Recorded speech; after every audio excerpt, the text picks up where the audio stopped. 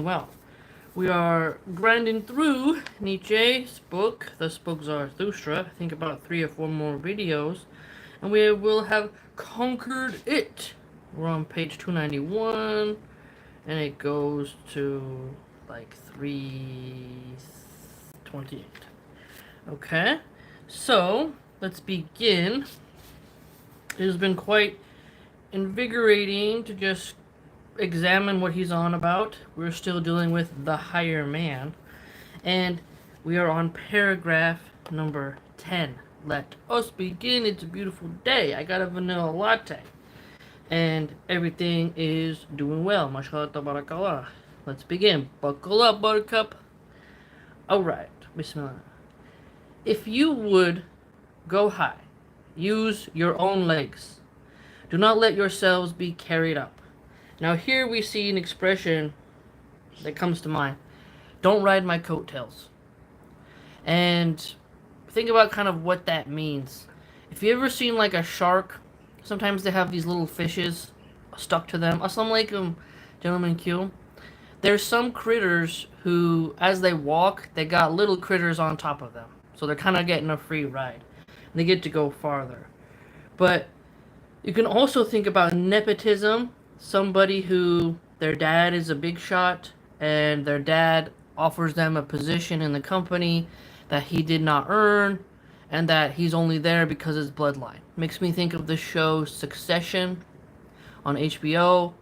And there's a news anchor lady who tells Shiv Roy, the daughter of Logan Roy, who owns the corporation, right? Tells her, like, you're here only because of your last name. And then you examine how he has 4 children, and Kendall Roy is the only one who really has that type of training and passion. And they try to put Roman Roy to go through the management program training stuff, and he's just not really into it because he was born and given into that position, right? He didn't earn it. And so his dad literally carried him up. You can see that in real life, where people are born into families and then handed the crown. They didn't necessarily have to work and strive for it, right? So Nietzsche is saying here, hey, you earn your way. Do not sit on the backs and heads of others. But you mounted a horse. You are now riding quickly up to your goal. All right, my friend. But your lame foot is sitting on the horse too. When you reach your goal, when you jump off your horse, on your very height, you hire men, you will stumble. So notice the lame foot. It's like you don't have firm footing. You're asking for a position you didn't really build your muscles for and that you're not prepared to take. So you shouldn't do that. Okay? You need to be ready for what you're asking for. So he's keeping that tune in line here, because Nietzsche before, remember, he was telling us that on part 8, will nothing beyond your capacity. There is a wicked falseness among those who will beyond their capacity. You see that? So willing beyond your capacity, that was on part 8, and then on part 10 he says,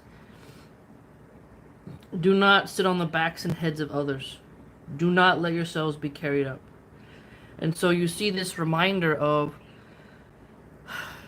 make sure you're able to have the capacity to do what you must do for what you're aiming at. 11.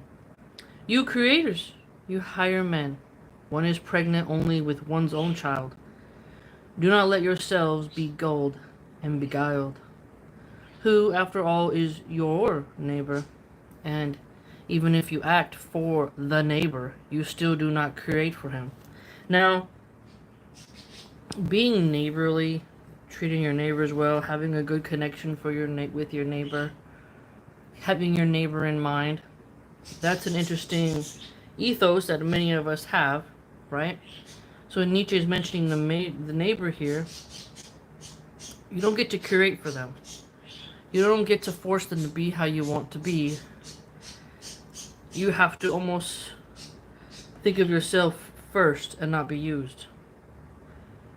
Unlearn this for your creators. Your very virtue wants that you do nothing for and in order and because. You shall plug up your ears against these false little words, for the neighbor is only the virtue of the little people. For the one says, birds of a feather, and one hand washes the other.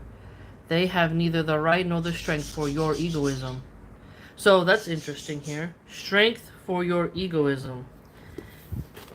That is something to think about when people mention ego. I get accused of that a lot. And, you know, they say, oh, you have a really large ego. But sometimes it's a strong personality, not necessarily ego. I don't think ego is always bad. You know? You gotta have a little bit of confidence, but not be deluded. Right? And you don't want to be a tyrant, but there are some people who you just can't deal with. They're very, very strong and forthright, very direct, and they're gonna hold your feet to the flames. They're not just gonna let you shoot your shit in the wind and believe everything you say. Makes me think of when Gaius Julius Caesar met Sulla. And Sulla had put a hit list in ancient Rome for his enemies. He put a bounty on them. And when Caesar, when he was a young lad, met Sulla, you can imagine the ego of Sulla, right? And so, I think there's this, if you put your ego aside at times, or you just know how to navigate someone's ego. The ego itself, I don't think, is this nefarious force. If you regulate it, I think that there's utility for it. Because this phrase is here that he highlights for us. Birds of a feather. What phrase is that? Birds of a feather flock together. That's true in real life. Okay? All of us in school, we try to find our community. I love kicking it with the Mexicans. That was my group. You know, back in the 90s, I liked them.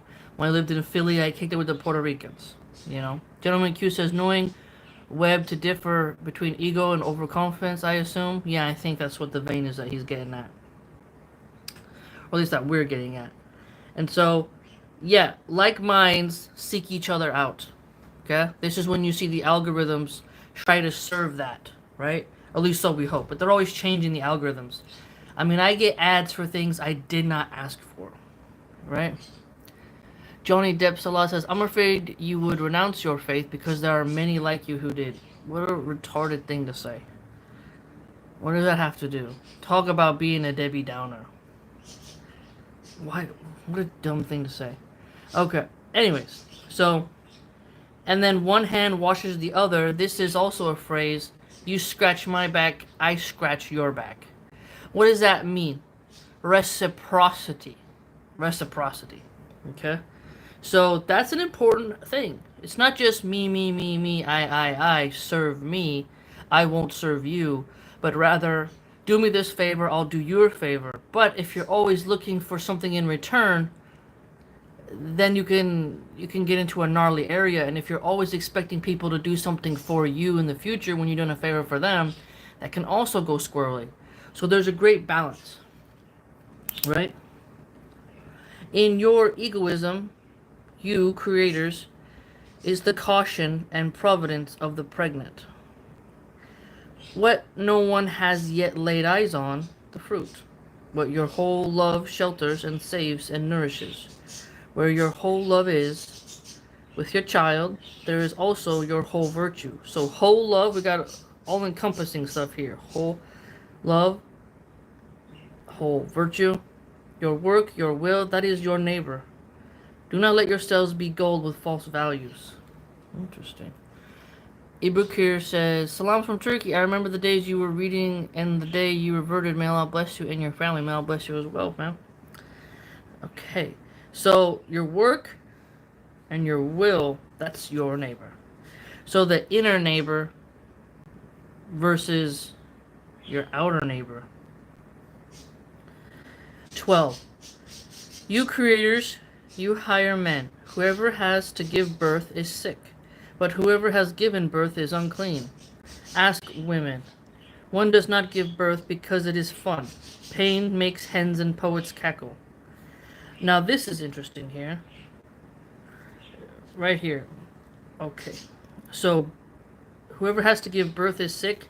You're not at your strongest self. And there's some women who, yes, you're going to have carpal tunnel. You're going to have some women get hemorrhoids because of the pressure. Some women get restless leg syndrome.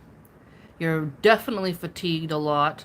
Also, depending on your age and your genetics, you're not feeling your strongest when you're pregnant, okay? So, and you have morning sickness a lot. It's a very strong trial for women.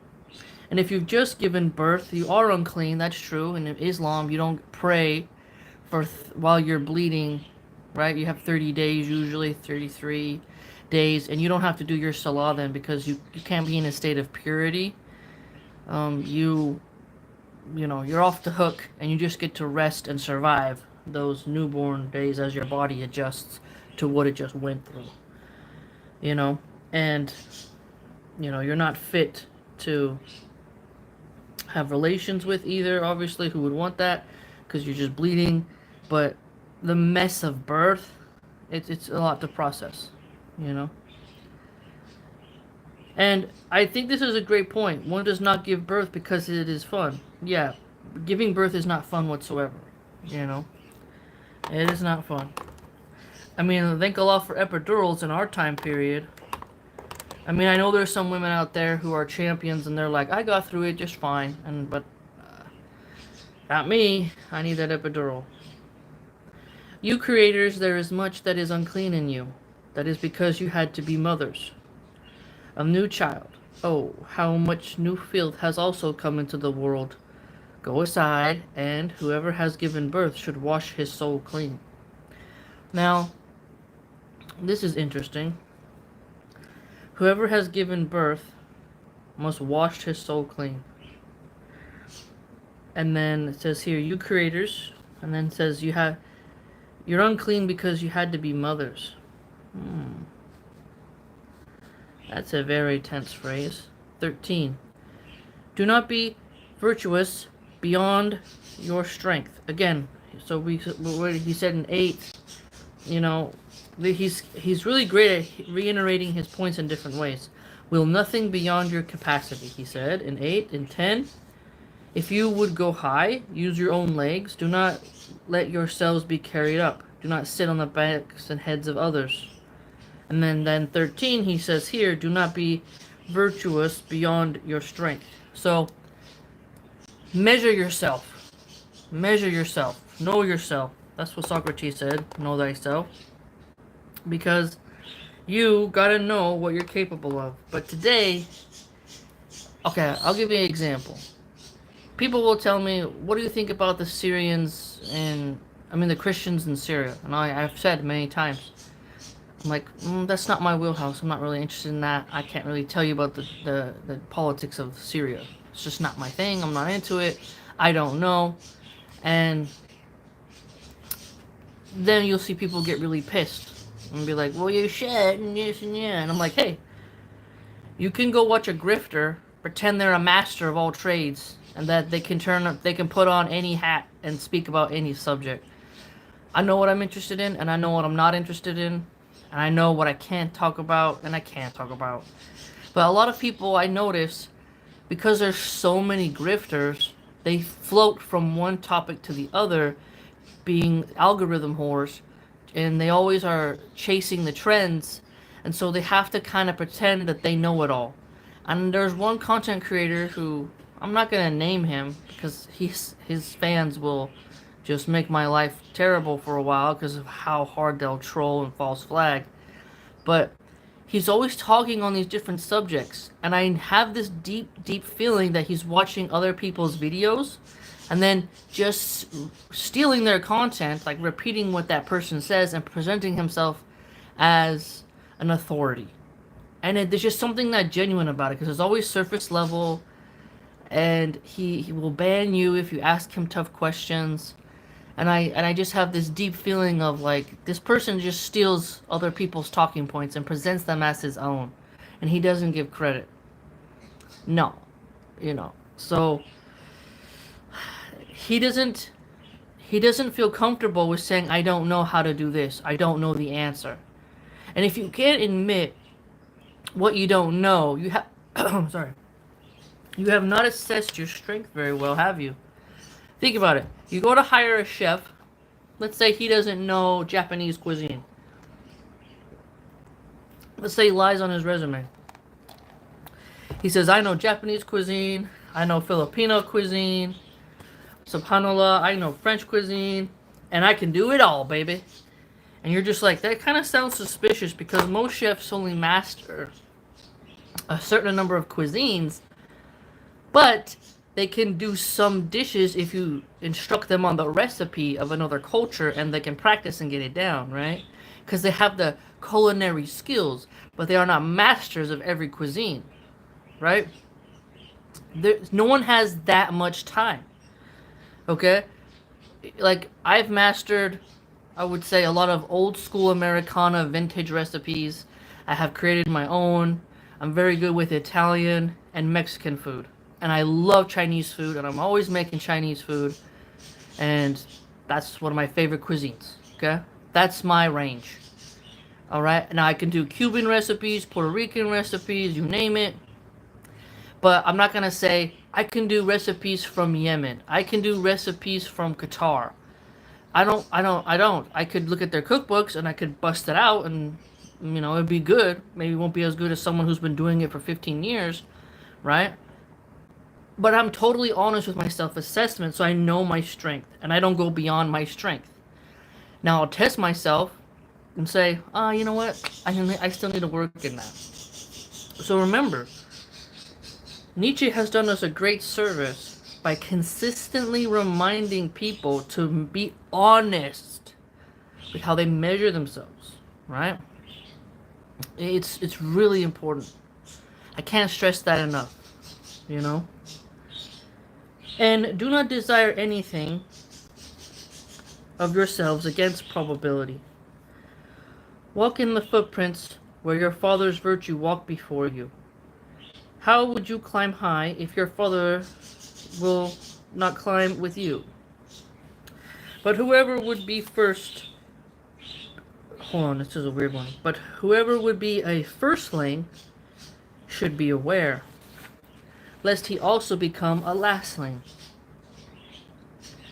And wherever the vices of your fathers are, there you should not want to represent saints. If your fathers consorted with women, strong wines, and wild boars, what would it be if you wanted chastity of yourself? It would be folly. Now, hold on there. They say the apple don't fall too far from the tree. The son does not inherit the sins of his father.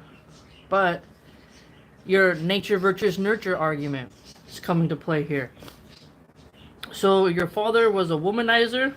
He liked to drink, hunt, and feast. That's what the wild boar represents, right? Now, if you wanted to be chaste, that's going to be maybe difficult because of what you grew up seeing. Some people can't change their programming, but Allah guides whom He wills, and I think I'm an example of that, right? I mean, my mom did stripping and escorting. I didn't do that, but if I wouldn't be a Muslim, who knows? I could have fell into that, right? But Allah saved me by guiding me to Islam. Now, Nietzsche doesn't favor religion, so I would say it's not folly. But if I didn't have Islam, well then, I wouldn't have that much of a great moral compass, right? So, it's hard to not make mistakes when you don't have a moral compass. Gentleman Q says, God forbid, sister, exactly. Verily, it seems much to me, if such a man is the husband of 1 or 2 or 3 women, and if he founded monasteries and wrote over the door the way to sainthood, I should yet say, what for? It is another folly. So he contends sainthood is almost a path of folliness. He founded a reformatory and a refuge for himself. So a reformatory, I haven't heard that word in a while. May it do him good, but I do not believe in it. In solitude, whatever one has brought into it grows. Also the inner beast. Okay, so here we see another example. The duality of solitude. Okay? The duality. Plurality, we could even say. Because there's definitely one. It's not a binary. Solitude. You can either become better in solitude or you can become broken and crazy. Right? It really depends on how you use that time and how you manage your own mind. Therefore, solitude is inadvisable for many. Has there been anything filthier on the earth so far than desert saints?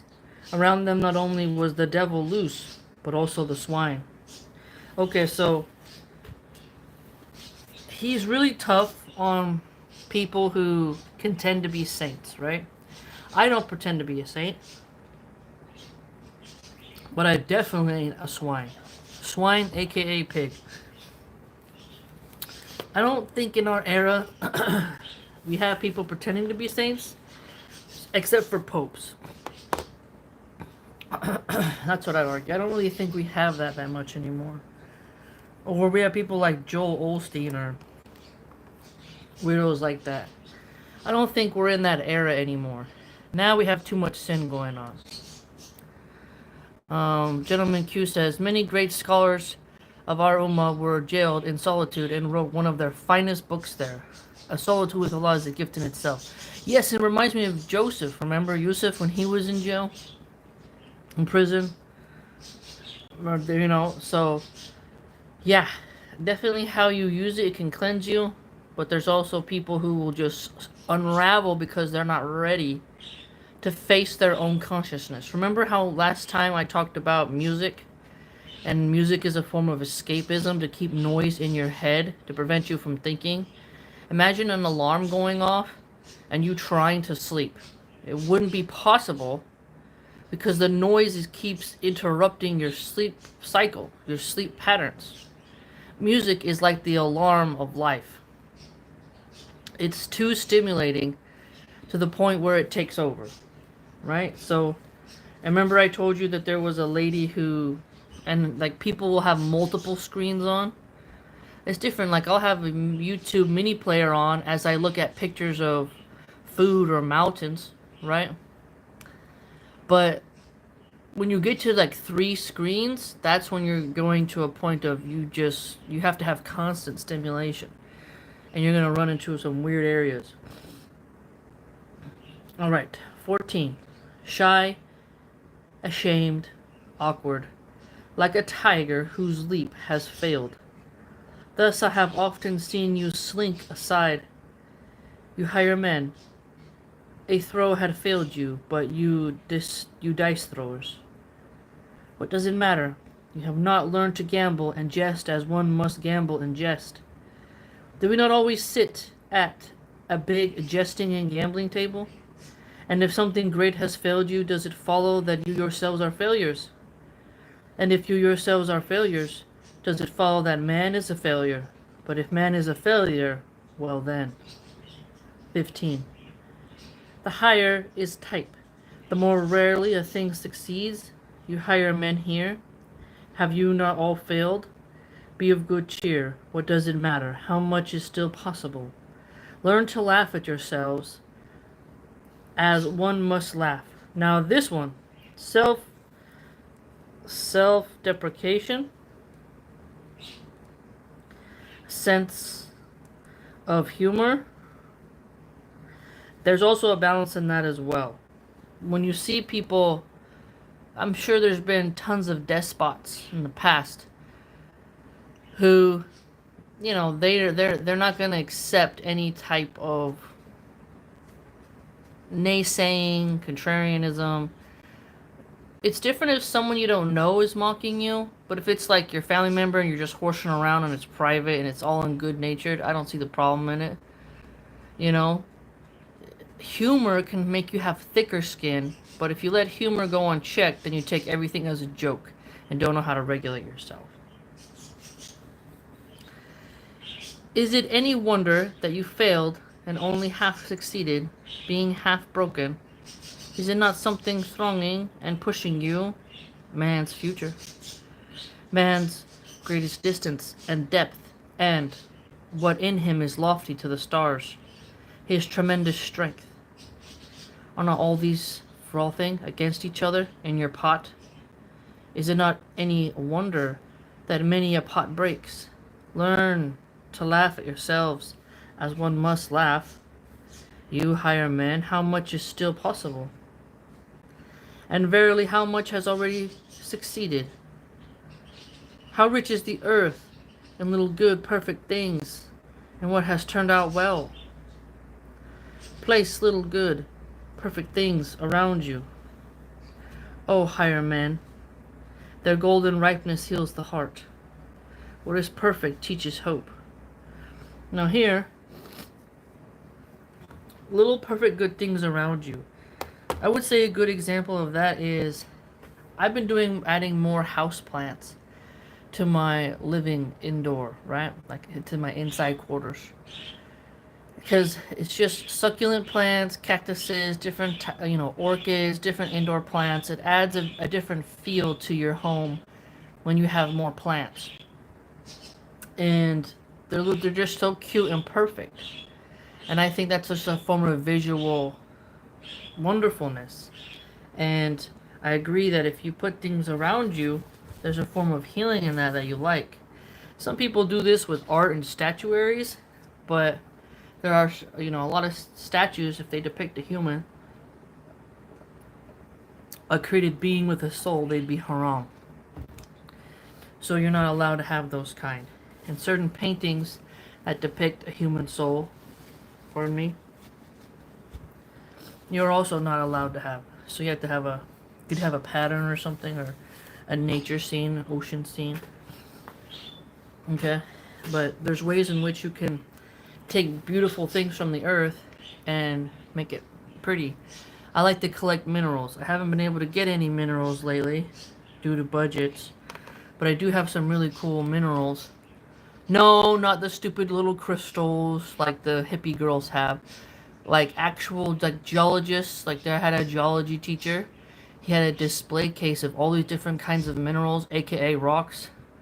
And it was really cool, some of them. You're like, well, I didn't even know that kind of rock existed. That's a fantastic color. Different shapes or whatever. And so, I like them. And I like looking at them. It's like collecting rune stones in a video game. But, there's different things around the earth that can be quite beautiful.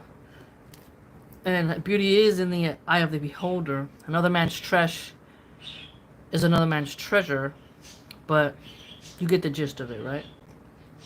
16. What has so far been the greatest sin here on earth? Was it not the word of him who said, woe unto those who laugh here? Did he himself find no reasons on earth for laughing? Then he searched very badly. Even a child could find reasons here. He did not love enough, else he would also have loved us who laugh. But he hated and mocked us, howling and gnashing of teeth. He promised us. Does one have to curse right away where one does not love? That seems bad taste to me, but thus he acted.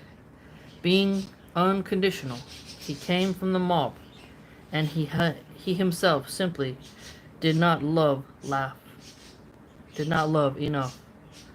Else he would not have been so wroth that no one did not love him. That's a tricky one there. That's a tricky one. Let's break this one down. And he himself simply did not love enough, else he would not have been so wroth that one did not love him. Okay.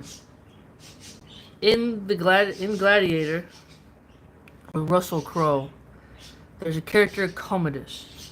Commodus is not really loved by his father, and he's jealous of Maximus having the love.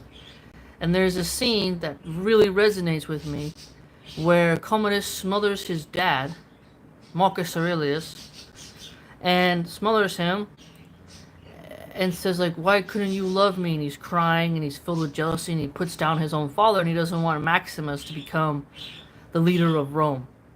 So he murders his father and then sets out to have Maximus murdered, right? And Maximus becomes a gladiator, you know the story. But Commodus not being loved led him to be there was something in him broken. And to love others and not be loved back is something that I definitely resonate with. You know, I love my children, they love me, no one else loves me. When you grow up as a loveless child, there's a pain there that you can't describe. There's a piece of you that will never... When you're like, I think adopted kids, they go through this as well. Orphans, I think they never get to experience the love, but they weren't rejected. If you're an orphan and your parents died, that doesn't mean they didn't love you. But when you know that you're not loved and you're rejected, and when you're at your most pure or your most innocent, that's a different type of pain, right? And I loved, that doesn't mean someone's going to love you back, because love cannot be negotiated. Love cannot be demanded, it can't be controlled, and it can't be conjured at will. And that is one of the hardest lessons humanity has had. Remember in the Disney movie Aladdin, the genie tells Aladdin, I can't make someone fall in love with you. That's something that a genie can't do. There's a lesson in that, right? You can want someone, but that doesn't mean they're going to want you. Learn rejection, right? That movie, Adolescence, on Netflix, that went viral, that was created by a UK production company. Young lad gets rejected by a girl, he shanks her, right? He didn't know how to take rejection. And she was mocking him that he was going to be an incel forever. Okay? So you can see what happens where some people don't know how they can... No doubt that boy loved other people in his life, but there comes a moment where you don't get that love back, and it does something to you. It doesn't mean you didn't love enough. But you could also look at that as, if you loved enough, you'd understand love and then not be angry that you didn't get it. Because you know the nature of love, right? You can't be mad at love if you know what it is. And then it comes and goes as it pleases. It cannot be contained. It can't, it's out of your hands. Just like the wind. You can howl all you want. It's not going to the wind ain't going to go how you want it to go. It's going to do what it wants to do. Okay? Same with the ocean. Okay? So, I think of that scene Commodus. Because he says here, would not been so wroth that one did not love him. That's an inner thing, though. You think of Joseph, Prophet Joseph, Yusuf, and his brothers. The jealousy that came up between the brothers. Now, one Islamic one, the Christian narrative focuses a lot on a lot of more jealousy, and it's weird because I felt that too with one of my sisters. Why are you loved and I'm not? Why are you the favorite and I'm not? And so I understand a lot of that dilemma because it sticks in your head, and it's fascinating because there's different types of jealousy, there's different types of longing and whatnot, and it's just a great subject to contemplate on. So Nietzsche, just in this one sentence, has presented something that we can chew on for days. If you're just surf reading, you're not contemplating, you're like, yeah, whatever, Nietzsche. But that's a deep line that, especially if it connects with you, it slices deep. Slices deep.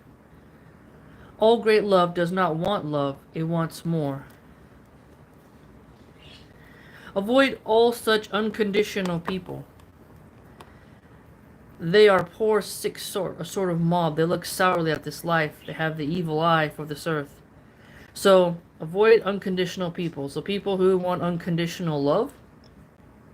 Now, to me, love is conditional. Okay? I know there's been examples of like Pablo, let's take Pablo Escobar. His mama loved him till the day he died. She didn't care what he did.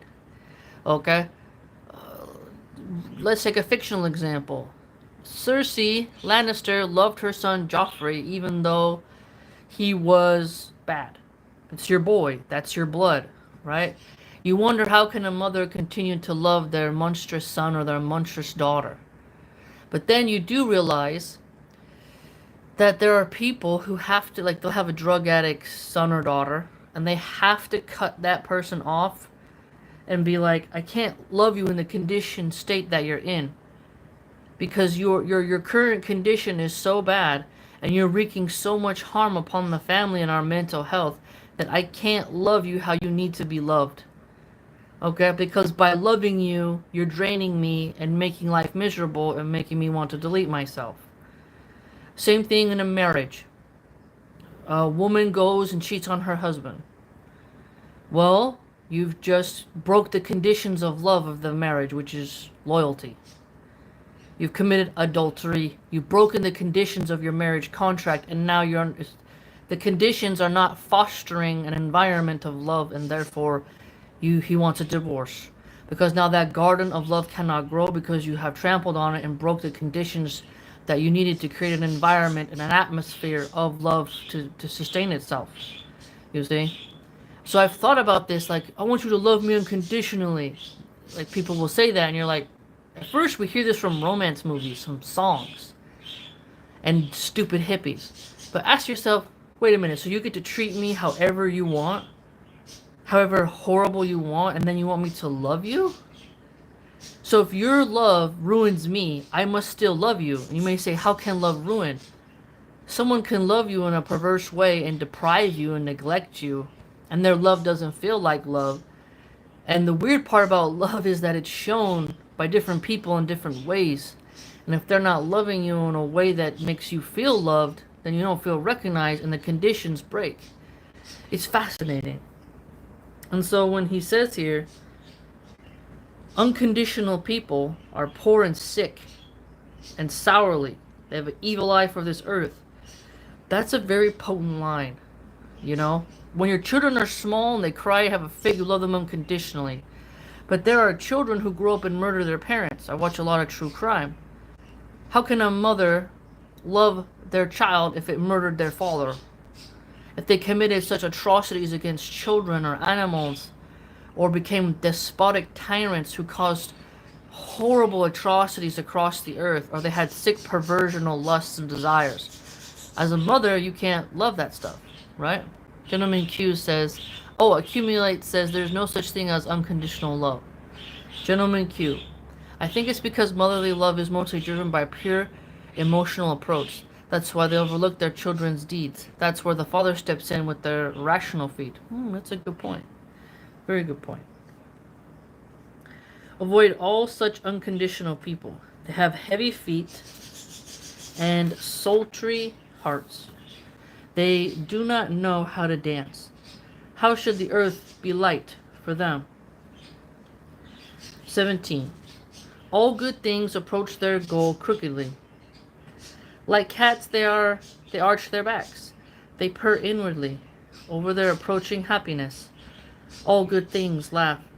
A man's stride betrays whether he has found his own way. Behold me walking, but whoever approaches his goal dances. And verily I have not become a statue. I do not yet stand there, stiff, stupid, stony, a column. I love to run swiftly. And though there are swamps and thick melancholy on earth, whoever has light feet runs even over mud and dances on swept ice. Okay, so what is swept ice? I don't know if you've ever been ice skating, but when you go ice skating at an ice skating rink, your blades on your shoes scratch into the surface. So the ice skating rink will pause, like, oh, we're gonna take a break. There's a truck that goes over the ice and pours water to fill in the cracks that the skates created. And then once the water freezes, the surface is smooth again and everyone goes back to skating. This is different if you're skating on a lake, okay? Which I would never do. I would never skate on a lake. And I'm not trying to fall in and die of hypothermia. But a skating rink, they have that in Utah. There's professionals who go and freeze the ice and fill in the cracks.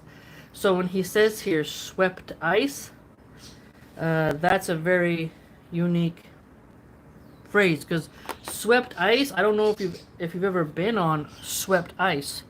It is very slippery. Oh, and it hurts so bad when you fall. When you slip and fall on solid ice, man, it hurts your rear. So to dance on swept ice, that shows like a mastery of balance. Okay? Very cool example. Lift up your hearts, my brothers, higher, and do not forget your legs either.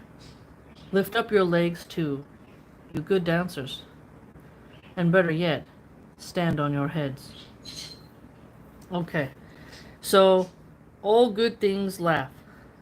I think we could be fun here just to be contrarian and say like evil laughs. I mean, think of the villains in movies. Ha ha ha ha ha.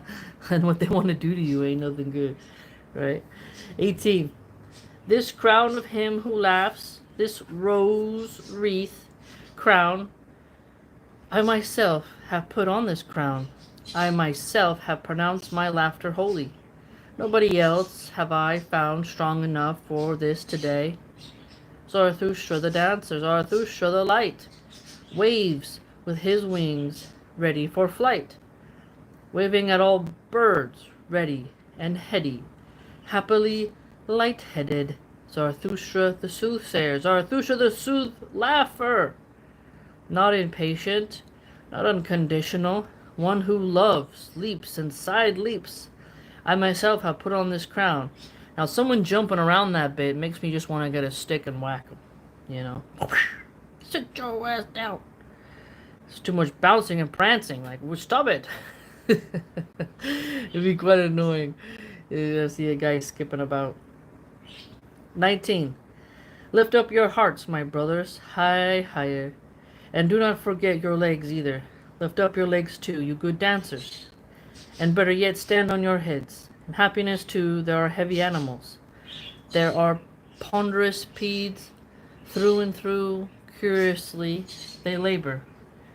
Like an elephant, laboring to stand on its head. But it is still better to be foolish from happiness than foolish from unhappiness. So here we see different kinds of foolishness mentioned here. Foolishness from happiness, and then foolishness from unhappiness. I think both can be detrimental, though. I mean, the happiness is not as negative, but you could be like, I'm happy in the club. I see this lady dancing, I'm gonna cheat on my wife. And you're like, that was foolish. And then if you're unhappy, and then you go and blast somebody who pissed you off, well, that's bad too, you see? So, I don't know. People can do very dumb things when they're happy. Just look at parties, you know? People will use drugs and then overdose. They're in a happy state. They're vibing, and all of a sudden they're like, hey, man, you want to try this drug? Sure. Next thing you know, oh, they're foaming at the mouth. They're having a seizure on the floor. Ah! You know? But if you're unhappy and then you're like are more irritated and you say something rude to somebody or have a road rage incident, that's bad too. But people can definitely do stupid things when they're happy. Better to dance ponderously than to walk lamely. How can you dance ponderously? That seems kind of weird. I would be kind of freaked out if I saw all these people dancing. I'd be like, don't you got something to do? Go to the gym. Go on a run. Stop frolicking, you damn leprechaun. That if you learn my wisdom from me, even the worst thing has two good reverse sides. Even the worst thing has good dancing legs. That you would learn, you higher men, to put yourselves on your right legs, that you would unlearn nursing melancholy and all mob sadness. So nursing melancholy and mob sadness. Oh, how sad even the mob's clowns seem to me today. But this today is the mob's. 20. Be like the wind rushing out of his mountain caves. He wishes to dance to his own pipe. The seas tremble and leap under his feet. What gives asses wings? What milks loneliness? Oh no, what milks lionesses? Praised be this good, intractable spirit that comes like a cyclone to all today and to all the mob. What is averse to thistleheads and castleets' heads, and to all wilted leaves and weeds? Praised be this wild, good, free storm spirit that dances on swamps and on melancholy as on meadows. What hates the mob's blether and all the bungle gloomy brood? Praise be this spirit of all free spirits, the laughing gale that blows dust in the eyes of the black-sighted, sore-blighted. You higher men, the worst about you is that all of you have not learned to dance as one must dance. Nietzsche, you talking too much about damn dancing, man. Are you fruity? Dancing away over yourselves. What does it matter that you are failures? How much is still possible? So learn to laugh away yourselves. Lift up your hearts, you good dancers, high, higher, and do not forget good laughter, this crown of him who laughs, this rose wreath crown. To you, my brothers, I throw this crown. So notice, like, a crown of thorns, like the materials of the crown denote what kind of crown it is. You think of Jesus in the Christian idea, having a crown of thorns. You can think of crowns being bedazzled, a crown made of bone, a simple crown, a crown that's very pointy, a crown that's very heavy. When the coronation happens of the king or queen of England, they have the very awkward, strange crown. It has like the curve, and it has like red velvet. It's very weird looking. You can tell a lot by crown design, you know, how that culture is. To you, my brothers, I throw this crown. Laughter I have pronounced holy, you higher men. Learn to laugh. I mean, there's definitely a utility, but I do feel that Nietzsche has put too much emphasis on dancing and laughing, okay? Because then you become like a donkey. Then you become like a goat. Always running around, not holding still. Okay? Pardon me. And I don't really like... I know there's some women who like men who dance. Salsa, tango, cumbia. I don't think so. Like, women will go to the club, and like they'll see a man dancing like it's the 70s. Like John Travolta in Saturday Night Fever. I'd be more of the type of person who looks at the person standing on the wall. One with a stoic face who isn't dancing, you know? Okay, the Song of Melancholy, Part 1.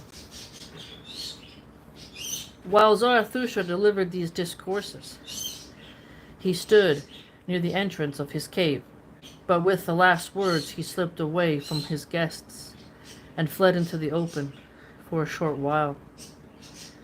"Oh, pure smells about me," he cried out. "Oh, happy silence about me. But where are my animals? Come here, my eagle and my serpent. Tell me, my animals, these higher men, all of them, do they perhaps smell bad? Or pure smells about me? Only now I know and feel how much I love you, my animals." And Zarathustra spoke once more. "I love you, my animals," but the eagle and the serpent pressed close to him as he spoke these words, and looked up to him. In this way the three of them were together silently, and they sniffed and sipped the good air together. They say that when the snake sticks out its tongue and flicks the air that it's smelling. I don't know how they prove that. For the air out here was better than among the higher men. So your smell makes me think of the hadith that talks about, like, if your company, like, if they're a blacksmith and the smell gets on you, you know, versus with someone who's like has musk. So if they have bad energy, kind of like gets on you, like how the blacksmith smell gets on you. One time for the honor society, I was running the grill, grilling the hot dogs, because we were doing a fundraiser selling hot dogs and burgers. I smelled like charcoal and like food, and when I went to sit down in math class, I smelled like barbecue, which is fine, but I didn't realize how I should have changed my clothes because the smell was so strong. And you know, I think about how rude that was. So, good air, a well-ventilated classroom, and making sure you don't smell bad is really important. Some people would say smelling like barbecue food is delicious, but again, you know, depends on who you are. But also, some women will put on perfume that's so strong it could kill an elephant. You breathe and you taste it in your mouth. They like bathed in it. Or men will put on super strong cologne. Oh my gosh. And you're just like, I can't breathe, man. There's like a cloud around you. Like, I don't want to smell you, man. So, there's a balance, right? 2. But Zarathustra had scarcely left his cave when the old magician got up, looked around cunningly, and said, "He has gone out. And immediately you hire men, if I may tickle you with this laudatory, flattering name, as he did. Immediately my wicked spirit of deception and magic seizes me, and melancholy devil, who is through and through an adversary of this Zarathustra. Forgive him. Now he wants to show you his magic. He has his hour right now. In vain do I wrestle with this evil spirit of you all. Whatever honors you may confer on yourselves with words, whether you call yourself free spirits or truthful or ascetics of the spirit or the unbound." That's an interesting one. The truthful, free spirits. These are closely related, but they're still very different. The unbound or the great longers of all your who, like me, are suffering of the great nausea, for whom the old God has died, and for whom new God dies as yet in cradles and swaddling clothes. Of all of you, my evil spirit and magic devil is fond. That's creepy. Now notice here, free-spirited. When someone says that today, I think of somebody who, they're very pie in the sky.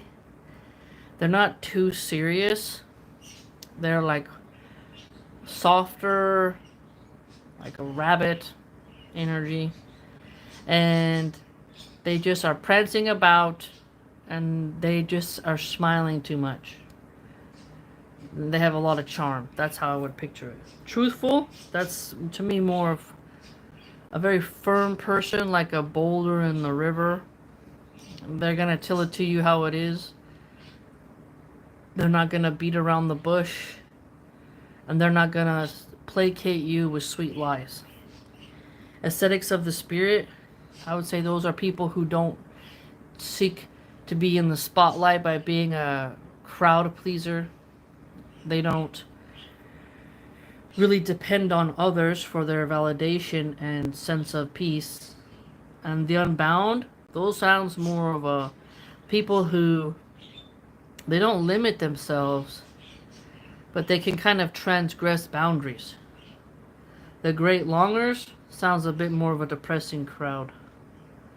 You know, that they seem to have a sort of sprinkle of sadness to them in a way. I know you hire men. I know him. I also know this monster, who I love against my will. This Zarathustra. He himself sometimes seems to me like a beautiful mask of a saint, like a new strange masquerade in which my evil spirit, the melancholy devil, enjoys himself. I love Zarathustra. It often seems to me for the sake of my evil spirit. Well, that's crazy. But even now he attacks me and forces me. This spirit of melancholy, this devil of the dusk, and verily you higher men, he has the desire. You may well open your eyes wide. He has the desire to come naked, whether male or female, I do not know yet. But he is coming. He is forcing me. Alas, open your senses. The day is fading away. Even is now coming to all things. Even the best things hear, then, and see. You higher men. What kind of devil, whether man or woman, this spirit of the evening melancholy is? Thus spoke the old magician, looked around cunningly, and then reached for his harp. Now, the old magician is tricky, and it's funny that Nietzsche put the old magician as something who's talking about evil spirits and melancholy devils. You know? It's almost like he's pairing melancholy with evilness. So, watch out then. Now, notice how Nietzsche had just got done talking about laughter and dancing. And now, this magician, the old magician, is talking about melancholy. Laughter and melancholy feelings are opposite, right? 3. In dim, delighted air, when the dew's comfort is beginning. That's one of my favorite time periods in the morning. You go on a walk, and the sun is not even, it's like barely cracking yet, and the grasses have dew. There's still a chill in the air, and this is very nice during the hot summer days. And it's comforting, because you can go on a walk before the sun starts grilling you with its heat. To well down to the earth, unseen, unheard. For tender is the footwear of the comforter dew, as of all that gently comfort. Do you remember then, remember hot heart, how you thirsted once for heavenly tears and dripping dew?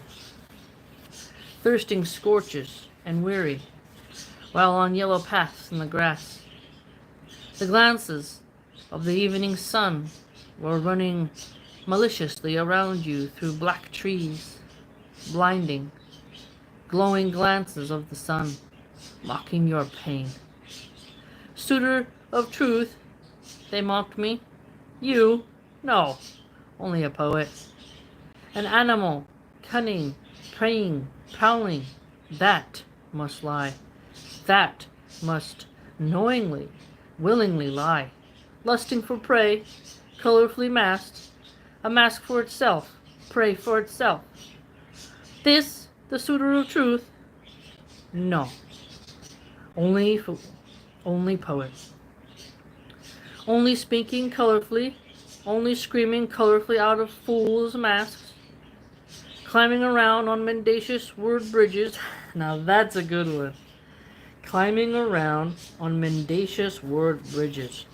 Okay, that's to me like a Jordan Peterson word salad. Climbing to the heights of fame by saying nonsensical word salads that confuse the average person who can't follow that strain of thought. That's a very interesting line here. The riddlers, the sophistry people, something very... a bridge is a two-way street, right? But if you got a bridge that is built in a strange way, it ain't safe for no one to cross. So someone's ideas, their mental bridge to you, when they're communicating with you with their word salads, they are transporting ideas into you. But if you can't do it back because you can't understand what's being sent, then it's like a really bizarre... You're gonna get led in circles. You ain't gonna be finding... They can't get to the point because they're dancing around it, and you can't really have a good conversation. So mendacious word bridges is a good one. On colorful rainbows, between false heavens and false earths, roaming, hovering, only fool, only poet. This, the suitor of truth? not stiff, smooth, cold. Become a statue, a pillar of God, not placed before temples, a God's gate guard, no, an enemy of all such truth statues, more at home in any desert than before temples, full of cats, prankish, leaping through every window, swish into every chance, sniffing for every jungle, eagerly longing, sniffing, that in jungles, among colorfully speckled beasts of prey, you might roam, sinfully, sound and colorful, beautiful, with lusting lips, blissfully mocking, blissfully hellish, blissfully bloodthirsty, praying, prowling, peering, or like the eagles that gazes long with fixed eyes into abysses, his own abyss. Oh, how they wind downward, lower and lower, and into ever deeper depths. Then, whoops, scared me. I think my husband's home with the stroller. He banged the stroller against the door. Then, suddenly, straight as sight, his brandished flight, pounce on land. Assalamu alaikum. Okay. Ay, mi amore. Okay, un momento, mi amore. Okay, 1 second. Okay, we'll pause here. We got an hour in, literally right an hour. But we're going, it's a very long poem here that Nietzsche has for us. Okay? And it's really masked with some of the things he was talking about earlier. Okay? And there's lots of things here for you to think about. Okay? And just think about, he talked about mob sadness, nursing melancholy, and dancing, laughter, okay, being happily lightheaded, soothing laughter, and contrast that to how he talks to the higher men, how he talks about the higher men, and then think of that way in which the evil magician was talking. And remember, the Song of Melancholy starts, we just started, that was on 3, and it goes on for quite long, okay? And there's lots of language here that can make you think and be like, okay. He's getting at this angle for us and can help us see how different behaviors. Because he talked about, remember he spent all that time talking about dancing and laughter and being light on your feet. And then he said here, a pillar of God, become a statue, not stiff. Stiff and still and smooth and cold. So he's contrasting these two elements here. A God's gate guard. You could think of Malik, I believe that's the angel that guards hell, who doesn't smile. He's a guard. You're not going to get out of hell. He's there, no matter how much you plead. So Nietzsche is pulling from different examples of the firmness of God, and then he also contrasted these light-hearted, frolicking people. You know, I prefer the pillar version. I don't prefer the dancing one. But again, it depends on what your mind is suited to, nonetheless. So I hope you enjoyed. Please like, comment, subscribe, and share. Join the blog. And until next time.